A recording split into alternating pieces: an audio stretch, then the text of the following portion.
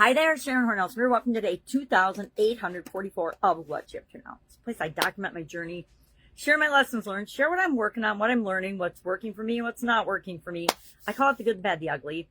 After and during 5 decades of business ownership, 5 decades of business ownership in dozens of different industries and dozens of different businesses, both offline and online. Predominantly, the vast majority of those years was spent in the offline world.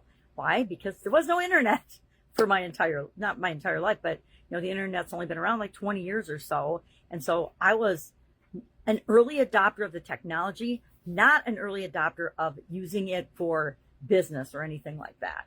When I was a kid, decided I was going to be a lifelong learner. There's so many things to learn. And I grew up in a family with both my parents are incredible readers. And I think people that can instill the love of reading into their children are doing them a great service. Now with all the technology, it's, I think, even more challenging. It's more challenging with my granddaughters, although they love books, than it was with my kids. But it is something that's so important. Why? Because readers really are leaders. Readers learn to view different perspectives and think for themselves. They don't just take what everybody else says and run with it, right? So today, what are we talking about? We're going through the IDEANCE process because I wanted to make sure that we covered it every month this year so we can take and create and add another tool to our toolbox to make our life and our businesses and everything else easier going forward. The more tools we have to call upon, the easier our life actually becomes. And speaking about life, today's topic for No Nonsense November is focus on what you can control, right? And then leave the rest behind. We're doing a fun activity today. We're taking a piece of paper, dividing it in half, writing down all the things we can't control and in one column and all the things we can't control in the other column. We're going to put a big X through the can't control, and we're going to focus on the what I can control column today. And keep in mind, we cannot control the outcome of events and things and actions that we take, but we can always control our reaction to things, our response to things, our response to those outcomes.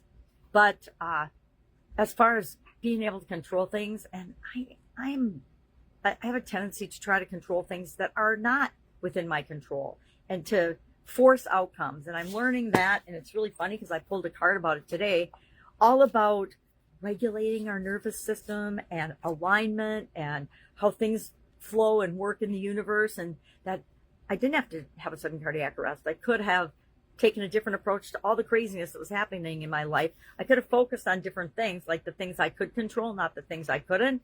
And I probably wouldn't have dropped dead, right? Now, luckily for me, I'm still here talking about it, but not everybody is that fortunate.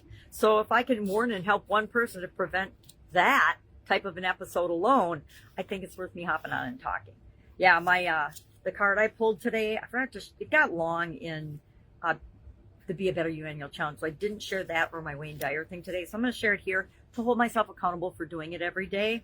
It says, my true success is measured by my alignment. And this, like I said, really, prior to joining Skool a couple of months ago, I don't think that I ever thought about, am I aligned or not? I can tell you right now, I never thought about whether I was aligned with what I wanted or not. And I've done a lot of personal development and different growth work, but I don't know why I missed that. I guess I wasn't ready to see it yet.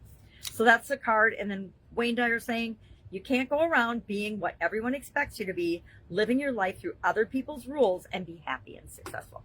And I will attest to, I can absolutely guarantee that. I spent most of my 30s and most of my 40s and probably most of my 20s and teens doing what I thought was right based on other people's expectations. I don't think I even knew when I was younger that I could have my own expectations of myself. I just thought I needed to please my parents, and I needed to please my teachers, and I needed to please my bosses. And it wasn't until probably my 40s that I actually started to say, oh, maybe I have more control of this. And I started to do some research and more woo-woo things. The Secret came out, and I had started before The Secret because I'd always been interested in personal development, but I never really got as far as, well, what does my spirit and my soul and my nervous system and everything have to do with it? And then, The Secret and everything is energy, quantum physics. And now I find all of it extremely fascinating and fun to learn about and experiment on myself. Why? Because we are our own greatest science experiment. All right, that's enough for today. If I can help you in any way, hit me up and ask. Otherwise, have an absolutely awesome day. I'll, of course, be with you tomorrow.